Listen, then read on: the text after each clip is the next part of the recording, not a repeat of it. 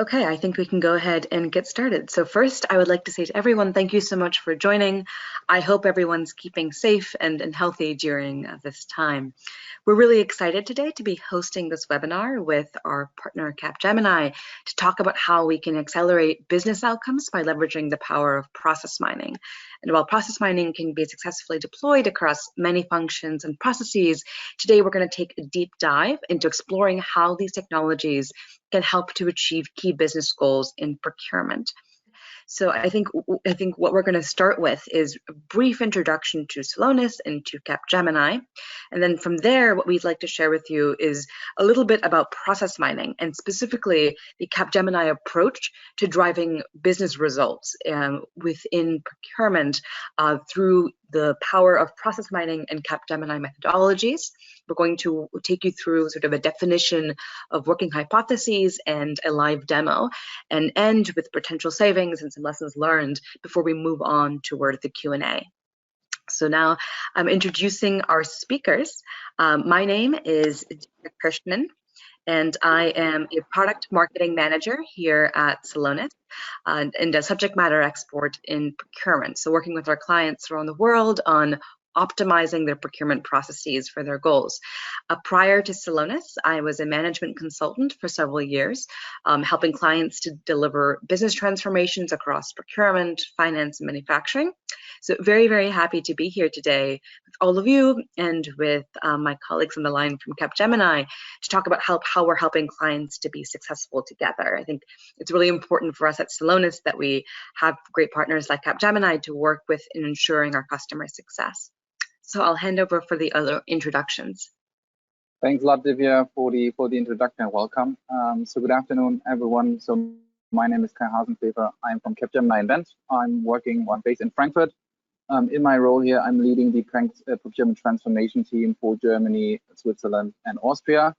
I do have a 17 years background in procurement. Pretty much have worked my entire professional career in procurement. So we actually started the Celonis process mining journey about 3 years in our team in procurement. We have made really some very great experiences and driven some very beneficial results for our clients. So I'm really happy to show you what we have learned so far, and share our knowledge, what we have gained so far. Handing over now to Fiona. Hi, yes, thanks. I'm in the same team as Kai. So my name is Fiona Kiraib. I'm also in the procurement transformation team at Capgemini Invent. I was actually one of the first who were certified in Celonis, so when we actually started our partnership. And since then, was able to use Celonis, a lot of our clients, mainly in the P2P area and in the order to cash area. And then I'm handing over now to Wiebke. Thank you. So hello everyone, a warm welcome also from my side. My name is Wiebke Steinig. I've been working for Capgemini for over 1.5 years. Within Capgemini Invent, I'm assigned to the supply chain management department, and there I'm part of the process mining community, where we constantly develop the topic regarding all important supply chain management processes. Thank you. Great, thank you very much. So I think many of you are probably very familiar with Capgemini. Celonis may be a slightly less familiar name. So to provide just a bit of an introduction here, Celonis, we started off as the first commercial process mining vendor many years ago, and we now have a solution called the Intelligent Business Cloud that brings the power of process mining technology to companies across the globe. And we support clients across many industries. So today's webinar is very much focused on procurement, and we have clients who are doing that within retail, within manufacturing, but we also do support clients who are streamlining order management or improving customer experience, or to optimize working capital with the same underlying technology. Here at Celonis, we believe that process is the engine of our experience, and our goal is to turn these processes that form the backbone of how business runs into truly extraordinary experiences for everyone. So if we go to the next slide, you can see a little bit about what the market is saying about Celonis. As you can see, this is a really exciting time for us to be working with more and more companies to take advantage of what process mining can do to really drive and accelerate better outcomes. So an introduction, I think, briefly to process mining. You're going to hear a lot more about this as we go on, but if we go to the next slide, I want to briefly introduce the structure of what the Celonis product is. So what is the Celonis Intelligent Business Cloud? So process mining essentially takes the data that's within your source systems. Each step is a timestamp activity, and leverages that data to be able to visualize and analyze processes in real time. Celonis also leverages machine learning and AI to drive predictive capabilities and to recommend and execute next best actions based on those insights. So we're able to connect through our powerful event collection capabilities to source systems of any kind of IT system, doesn't matter if it's legacy or homegrown. All that information is then collected into our IBC, where this extraction and transformation takes place. And then you can see that there's sort of 3 core steps around discovering, enhancing, and monitoring the process. And there are product capabilities that we have that align to each of these. So you're going to see how all of this works today in the live demo that Fiona is going to share. But discovery really is about getting this objective visual representation of the process, finding bottlenecks and inefficiencies, essentially what we at Celonis would call friction in a process, because if something is slowing you down or costing you money, it's typically also leading to a poor employee and customer experience. Enhancing is about making really intelligent decisions, prioritizing what should be worked on, making sure that you are focusing on the things that matter most. So if you detect a bottleneck or an inefficiency, taking proactive action to be able to make sure that that issue is being prevented from occurring and that you're mitigating the symptom as quickly as possible. Monitoring is about making sure that you really have the finger on the pulse when it comes to the process, when it comes to change initiatives, being able to prove the desired effect to your organization, which is something that you'll hear more about today when we talk about the savings that organizations have been able to achieve. And across the top of the slide, what you see is that there are sort of pre-built packages of content that are developed specifically to help our customers move faster towards value when it comes to achieving goals around working capital or on-time delivery or productivity. So I think with that, let's sort of turn our focus a little bit to procurement. So if you move to the next slide, what's really compelling about the moment right now is that procurement is a tremendous value driver to the organization and provides strategic value and is being recognized as doing that more and more as the years have gone by.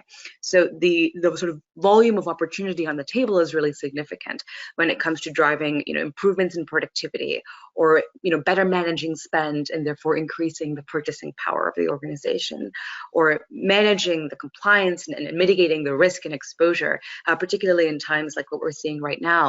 To make sure that procurement can continue to run as smoothly, as fluidly as possible, and continue to be a true partner to the business. So with that, I will hand it over to Kai to continue and sort of provide the additional background and introduction. Thank you. Thank you, Divya. Yeah, for the ones that haven't crossed Capgemini so far, here's a very brief summary. So Capgemini Group is a global leading technology and professional service firm with an origin and headquarters in Europe. So our 220,000 employees in more than 4 countries now support our clients in designing and building actually their tomorrow's business. And we do that around 4 domains or 4 units. You see them on the left-hand side. One is the application services, where we do application development, integration, maintenance services. The second larger area is technology and engineering services, where we create custom solutions from existing and emerging technologies, including engineering services and also software testing. The third part or pillar within the Capgemini Group is an outsourcing and managed service business. So here we operate IT infrastructure services. We do business processes on behalf of our clients. So for instance, also in procurement. So for instance, you can outsource operational procurement to multiple delivery centers that we have across the globe. And the fourth pillar is the consulting services under the brand of Capgemini Invent. And Capgemini Invent is the group's digital innovation, consulting, and transformation brand, providing services from idea to implementation and combined with a very strong sector experience. Moving on to the next page, please. So we are actually a long-term and trusted partner of Celonis, as Divya already mentioned. What we bring together with Celonis to our clients is actually two main competencies. One is the technological expertise. We actually support the entire value stream when it comes to process mining, from what is the process mining strategy, how to turn that into and target operating model design, so to enable and build the capabilities that are needed within an organization. And the third part is we support our clients in technical implementation, for instance, to build the relevant data models. Of course, for that, we need also some technological expertise from multiple applications. For that, of course, we work also together with other of our branches within Capgemini, where we have a lot of course, let's say ERP competencies, such around SAP, but also we support our clients then, because it very much relates also then to process mining around intelligent automation using RPA, AI, and business process management technologies. The second pillar, which is quite important and essential to do business process management in combination with process mining, is to bring in deep functional expertise within procurement, which is the topic for today. We actually help our clients to support all procurement dimensions, from procurement strategy setting, including running digital transformation initiatives in procurement, to digital procurement, such as implementing source-to-pay suites, RPA chatbots, and other procurement technologies that are needed in today's digital age. We support our clients in the more, let's say, traditional fields when it comes around analytics and performance management, as well as supply and category management. And the final pillar is also to further mature our clients' operating model design in procurement, whether that is the organizational transformation, but also, of course, as in this case, when it comes to P2P process improvements, as well as business process outsourcing. Now handing over to Wiebke, which gives us an overview into our approach at Capgemini. Yeah, so today's topic is about process mining in the purchase to pay process. And yeah, various questions may arise when thinking about your processes. So for example, why do I have such a long throughput time? What are the root causes for that? Is it because I have several approval steps within my process, or is it because the PO has to be changed several times within the process? So this could be a question you may ask yourself when thinking about your processes. And with the usage of process mining, especially with Celonis, we can help you to gain transparency about your organization, IT system, and of course of your processes. So this is what we want to talk about today, how and why we're actually using process mining to boost your purchase to pay process. Moving to the next slide, please. So why are we actually using process mining and not the traditional way of process improvement? I think there are several advantages, but the most important one is that when thinking about the traditional way, here we collect the data manually. We have to conduct several as-is workshops. We have to conduct expert interviews, focus interviews, validate the data with the product owner, till we then finally can start with the process analysis.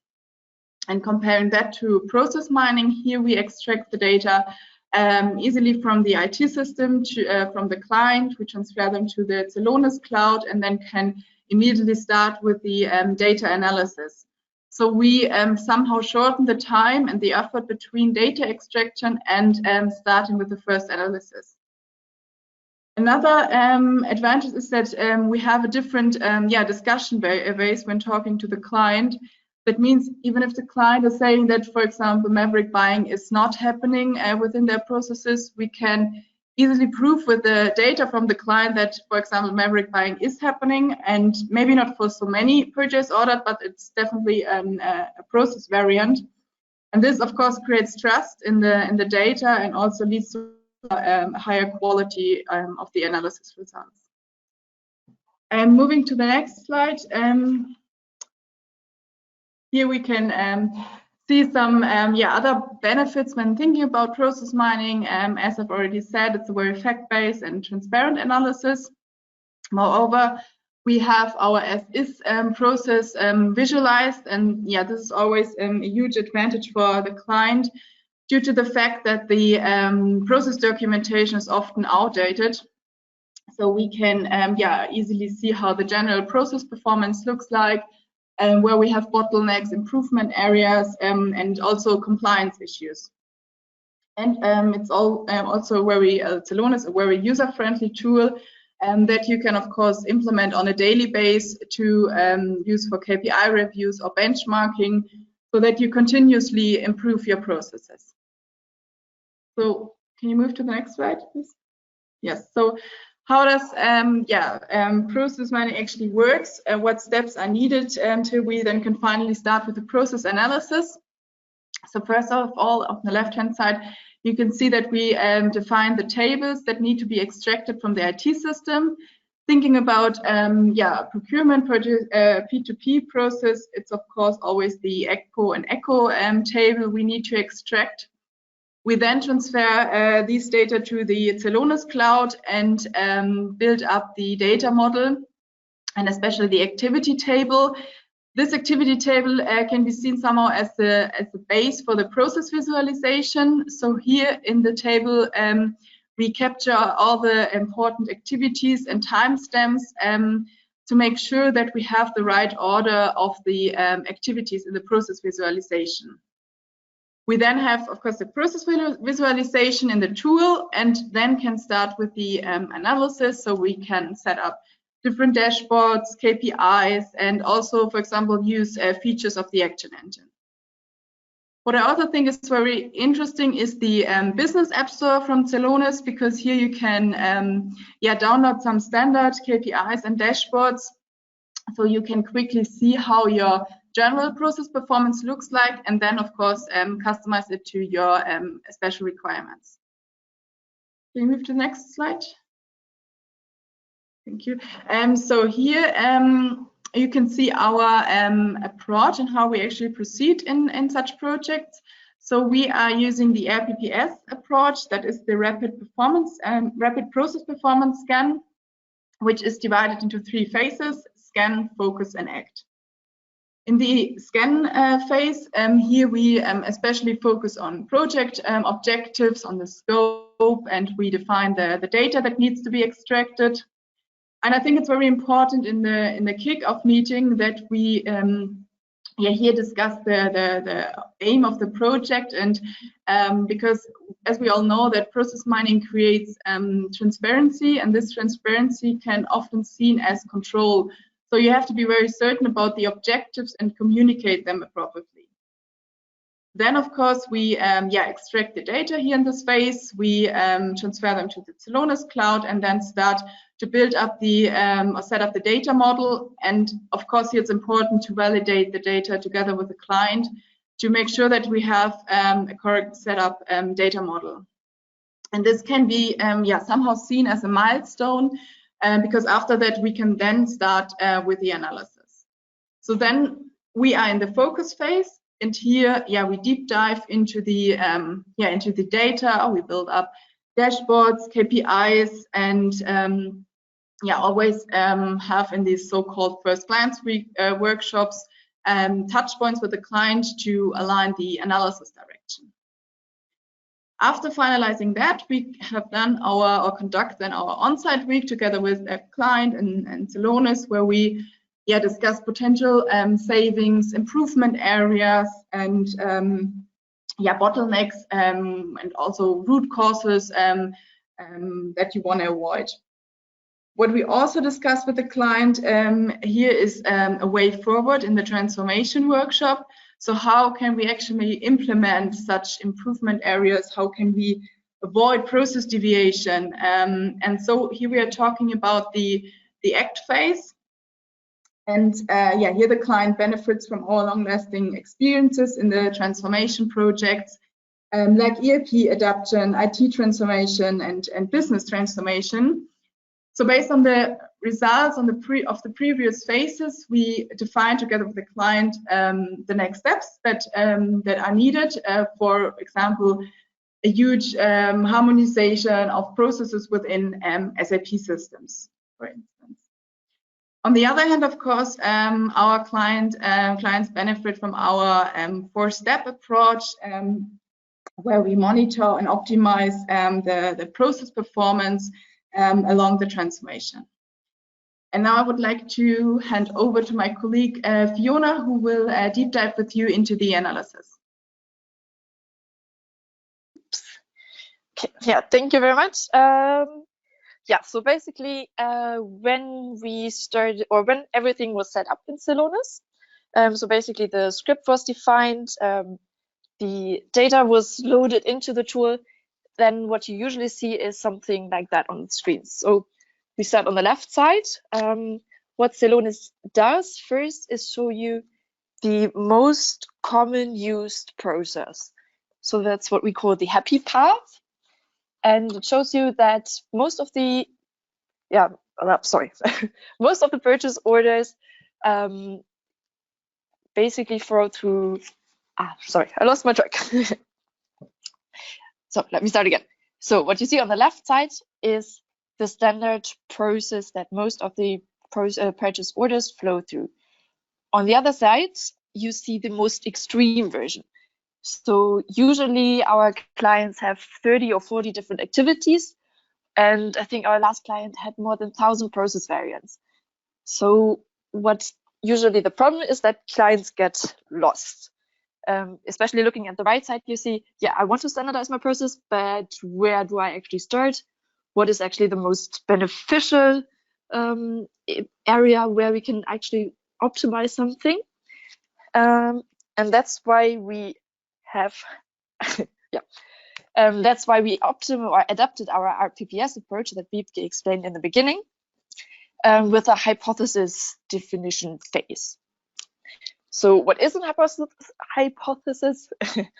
That is something that is not proven yet. So we have different hypotheses that make up the perfect process. The reason why we do that is, especially because what you saw on the first on the previous slide, is that we want to keep our focus so that we don't get lost and not sidetracked and then spend hours and ages on analyzing a process without actually optimizing it and not implementing anything. Then if we have this scope set, we also want to get a common understanding with our client. So do we have the same understanding? What is the best process? For example, what is actually the FTR rate? So first time right. Are all changes good? All changes bad? Or are we actually, or do we actually need to do some changes? Yeah, and based on that, we then in the end can also do benchmarks, especially external benchmarks. So having standardized or defined hypotheses lets us compare our client companies to other clients or predefined external benchmarks, but also internal benchmarks.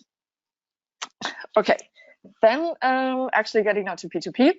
So our process experts defined about 50 different best practice hypotheses for purchase to pay, and each of them has an impact on our 3 main benefit areas. So to say efficiency, saying that, okay, where do we can actually save some lead time? Where do we, are we able to optimize, automate a process step leading to an FTE reduction? Or where do we actually have a lot of different process variants? So we want to increase the compliance by standardizing the process. Then getting actually to our client example. So in the first phase, we discuss all the different hypotheses that we have together with our clients to adapt these hypotheses and also to pick the most relevant ones. Yeah, so for example, as you can see here, there is one hypothesis on direct materials, but if you're a bank, you're not really interested in that. All of the hypotheses that we have are or can be linked to the main P2P process steps. So starting with purchase requisitions to, yeah, in the end, paying the invoice, basically. Then, yeah, let's go to the next slide. What you can see here is what I just explained is basically the first part. So starting with focus interviews, setting the direction for the overall analysis or the transformation project. Then we test the hypothesis in Celonis. If we have benchmarks, we basically show you where you are compared to the best performers and also to the median. But we also do internal benchmarks showing that, for example, if a certain client is performing worse than the others, we can drill down to the very lowest level. Based on that, we have various alignment workshops to validate the hypothesis or validate the outcomes, and also to then identify where do we actually want to start with our process improvement in a project. Now that part was very theoretical, so we actually want to show you a small example in how we use Celonis to define or to optimize certain P2P areas. So on the left side, you can see different filters. So filtering basically means that if I'm interested in, if I'm, for example, ordering for a specific purchasing organization or a specific purchasing group, I can just filter on that or click on that, and immediately everything in the whole analysis is only shown for my specific purchasing organization. And that's this up. On the other side, you can also define or choose a lot of filters for your specific orders. So for example, I only want to see the orders for a specific buying channel or only intercompany orders. These are basically more the standard filters that we use. In Celonis, you have vast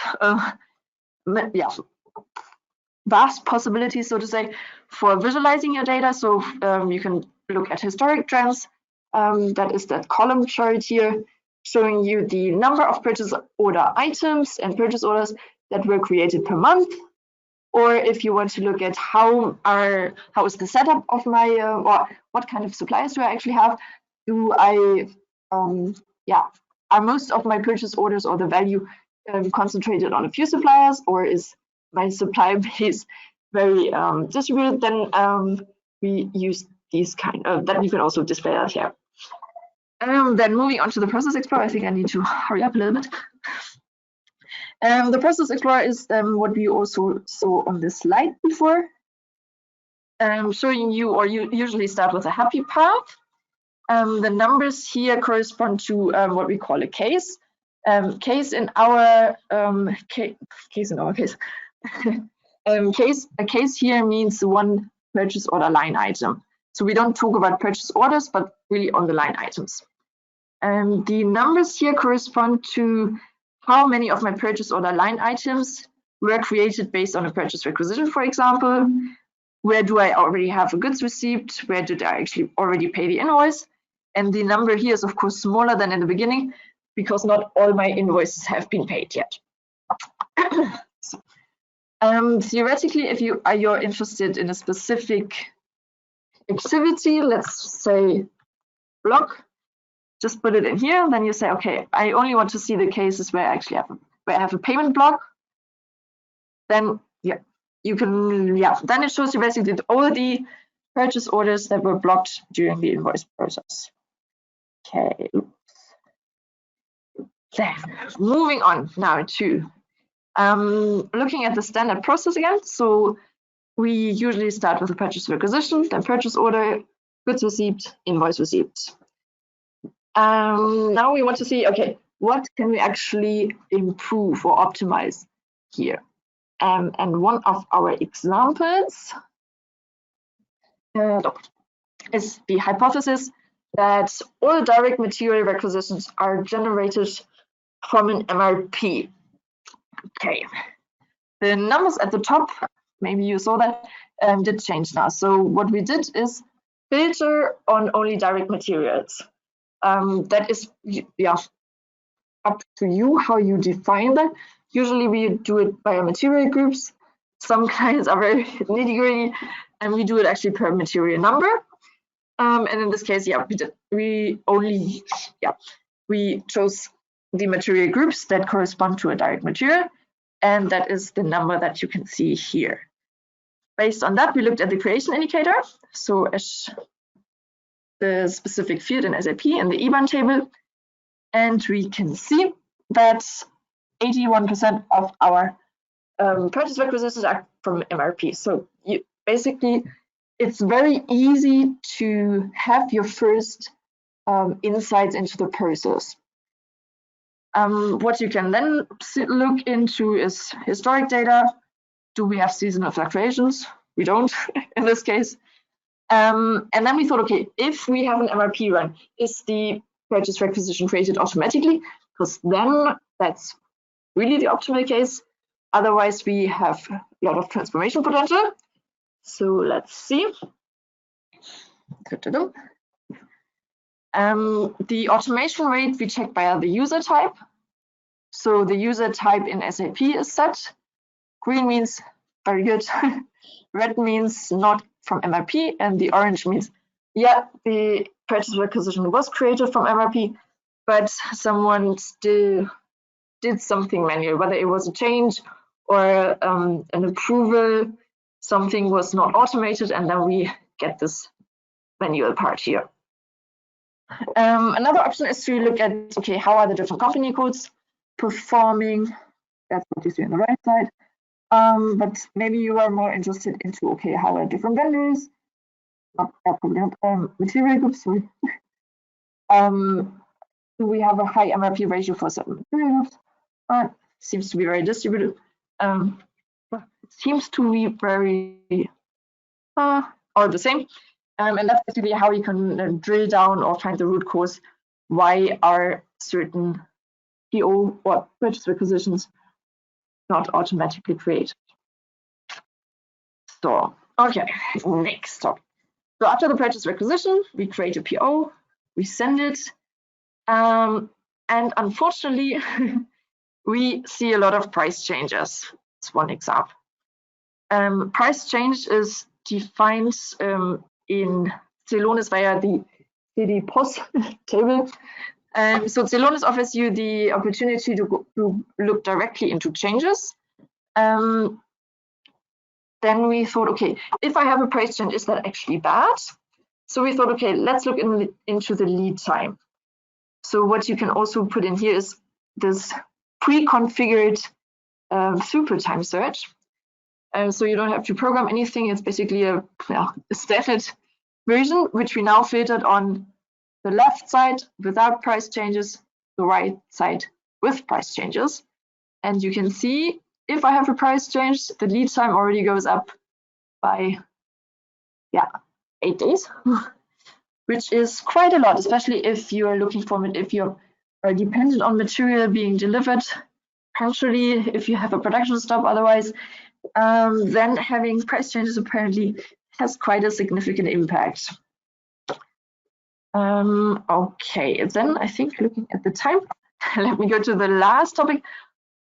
After you received your material, you received your invoice, and of course you want to automatically pay that invoice in case you have a three-way match. So we checked, do we have quantity matches? So basically, is the PO quantity that we ordered the same as the goods received quantity, is the same as the invoice quantity, and the same for prices.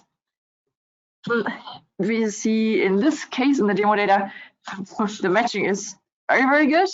Then again, checking, do we have an automation rate in case we have a full match? And there we see, okay, even though the invoices could actually be paid automatically because we have that three-way match, they are not. And that is, again, where we can see, there's quite some transformation potential there. What we then also did is looking into, are there certain material groups more precedent for matches or for not? And wait, let me, and then we also check company codes. So do we have a lot of quantity matches in one company code? Then we could actually look into that. It looks, so basically sometimes you have something very low number, then you can actually drill down to why do we have a low number. Is it because there are a lot of changes, for example, of the price after the PO was already sent? Yeah, and so on and so on. So, concluding, Celonis offers you quite a lot of different possibilities what you can actually do, but it's also, you can get lost very easily. So that's why it's really important to focus your analysis by having these hypotheses and yeah, setting the direction to I lost my track of thought again. So to set a clear direction for the later implementation or later design phase. Okay, so now as we saw, let's say some of the capabilities of the Celonis tool, let's say we use this hypothesis-driven approach actually to structure our clients' processes, in this case the P2P process. So having these, let's say, hypotheses, it gives us a skeleton or a structure to stress test the performance of our clients' P2P process.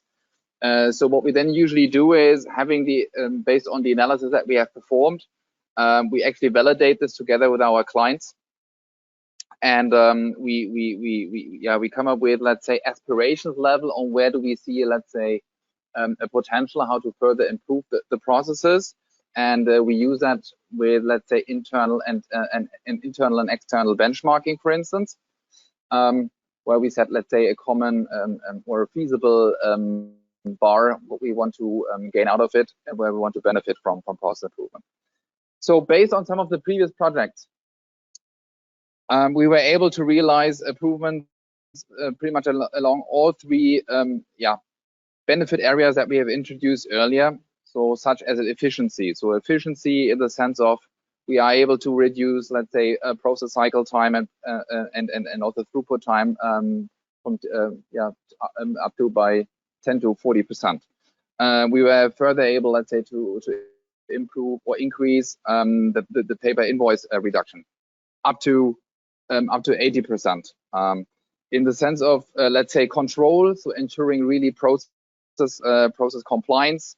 Typical benefit areas are to increase the PO coverage or the utilization of existing contracts, where we want to make sure that existing terms and conditions are used the most, and that no one is bypassing these existing agreements. So that results, of course, in a higher spend under management, up to 90%.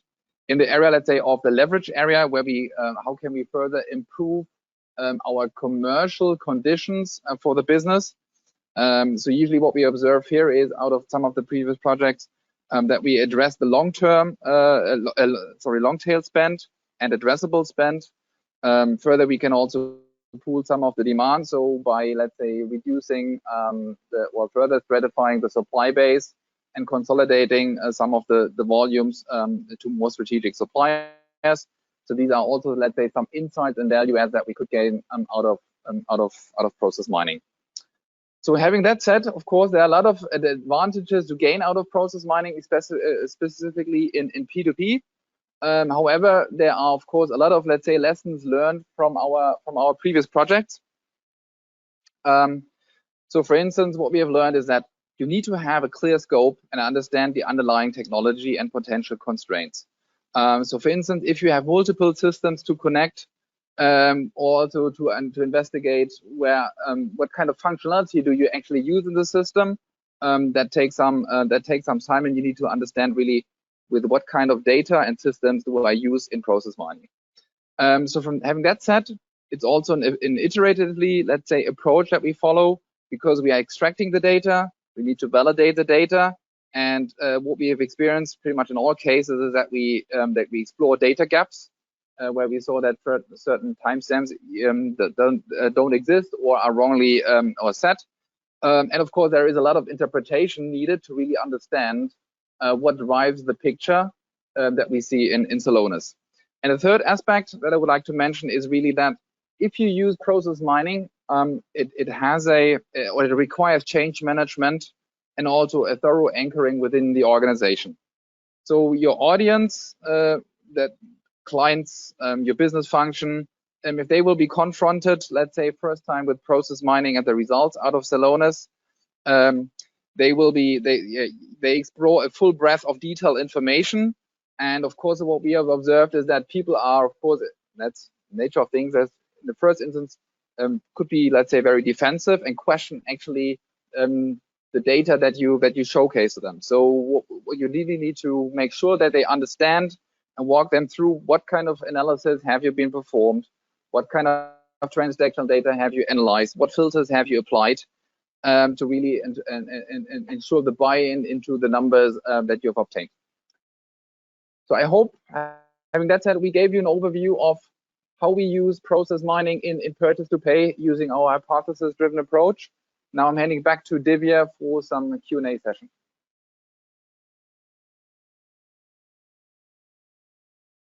Hi, Kai. Thank you very much. So I think we had a really great overview of what's possible with Capgemini and with Celonis in procurement. So I think heading on over to some of the questions that we have from the audience. The first question we have is, we have multiple ERP systems. Is that a problem, and what systems does Celonis actually work with? Vibeke, I will hand that one off to you for your response. Yes, thank you. So, so it is not a problem if you have, yes, several systems or SAP system or not SAP system. Of course, it's always easier to connect to a standard SAP system with our standard connectors, but it is definitely possible to connect to several systems and also to non-SAP systems. Great, okay. Let me see, I think the next question we had coming in was, how exactly does the data extraction work and what's required there? Vibeke, probably already also a good question for you. Yes, thank you. So first of all, the first or the important prerequisite for process mining is that we have digital data in a structured way. And if we have it, then we can actually use process mining and Celonis for every process you can think of. And we of course have to define which data we need to extract from the system. We can filter on the most important fields there. And then we are using our connectors to connect to the IT system, and also use Celonis connectors as an accelerator to extract. Okay, great. All right, next question that's coming in. What types of use cases do companies typically focus on first in procurement? Kai, I will direct that one to you. Sure. So let's say the starting point usually is to start with more, let's say, a top-level analysis and view on your end-to-end processes. So, for instance, you would look into the PR to PO conversion time. How does your order time in full looks like by looking into the goods received and planned delivery dates? As we saw from Fiona, looking into the invoice PO match, so the goods received match against the PO and invoice. So, and also, let's say, what kind of order types are typically in use. So that gives you, let's say, a first top-level view on where to dig into more detail, and then you can drill down, as we saw it, let's say, in different, let's say, steps and activities. So, for instance, you could look into how many approval steps, for instance, do you have in average, and also to an extreme for your PR or your PO. We can look into what are some of the most common PO changes. Is this the creditor number? Is this the quantity? Is this a VAT number? And so on. But we can also look into, for instance, what are some of the top reasons for payment blocks. So we take this typically on multiple levels, starting, let's say, going from high level to then a more differentiated and detailed view. Okay, great. Thank you very much, Kai. The one sort of follow-up note that I'll share is, if we can go to the next slide, Celonis has our annual process mining conference, actually maybe one more slide after that, that takes place on April 28th through 30th. We have taken this virtual, given the current climate, but this is also another great place to hear more about the kinds of work that our customers are doing in procurement, and to get a sense from them directly as to the savings, the use cases. Many of them them are exactly what Kai had just explained. But it's a good place to get that kind of information and to hear more about that as well. Okay, another question that we have, Kai, also directed towards you. Are there different focus areas that Capgemini has for use cases in direct versus indirect procurement?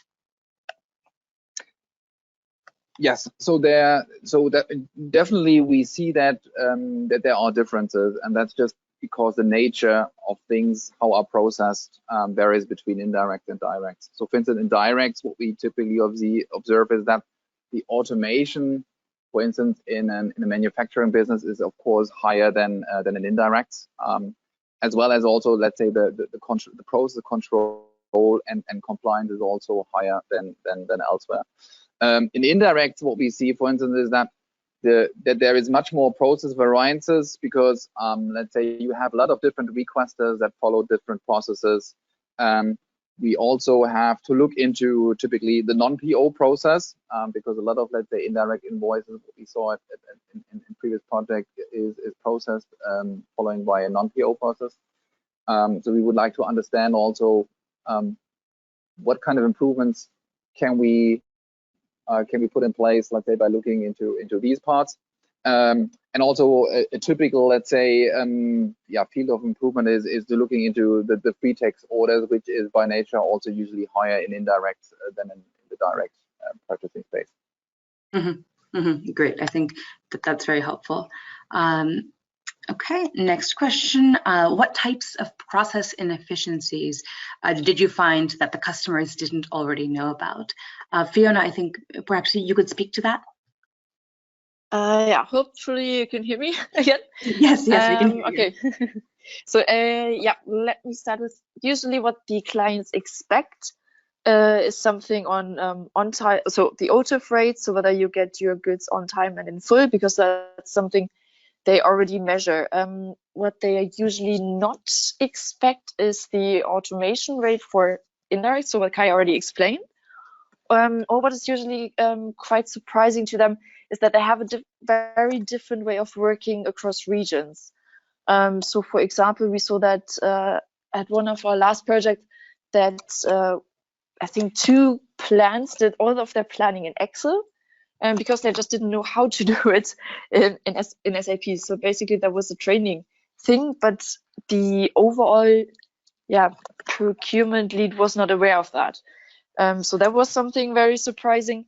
And also in general, the quantification is sometimes very surprising. And then you also have some discussions on how the data is how do we actually get to that Ergebnis result. And the last thing I would say was surprising is how buying channels are sometimes used, or why certain buying channels are only used for certain vendors, and again, only in certain regions.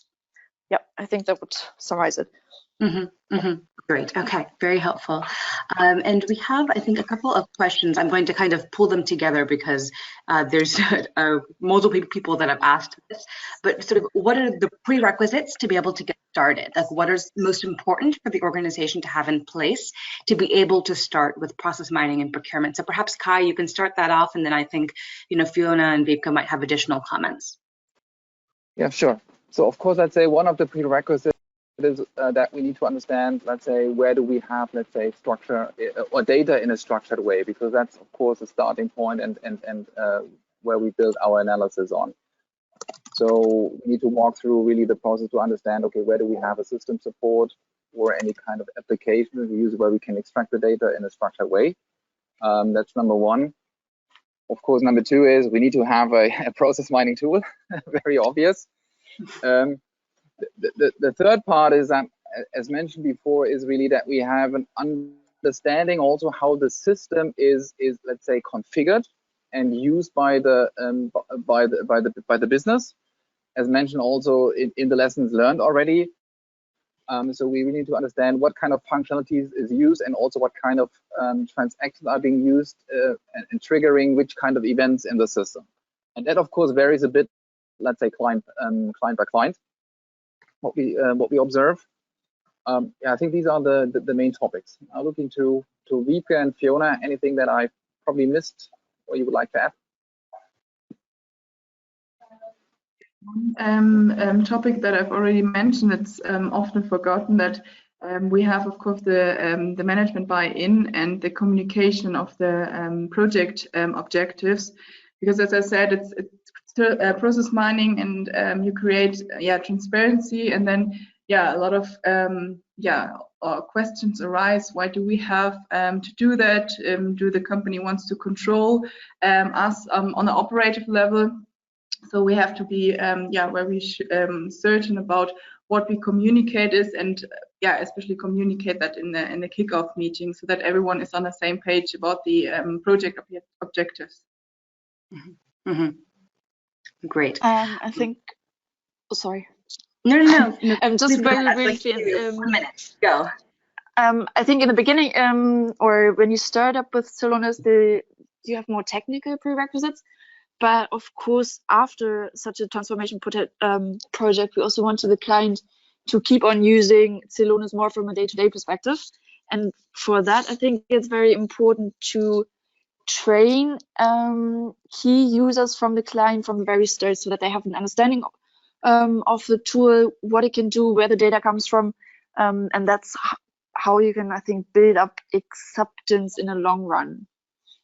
So change management there, of course, is also important, but involving the client as early as possible. Great. All right. Thank you so much, everyone, for joining. I know we're at time. We weren't able to get to everyone's questions, but everybody who asked a question, our teams will be following up with you. And if you can just go to the next slide, Fiona, you can follow up directly with any of the presenters, and we look forward to staying in touch with you. We really appreciate your time. Have a good rest of your day.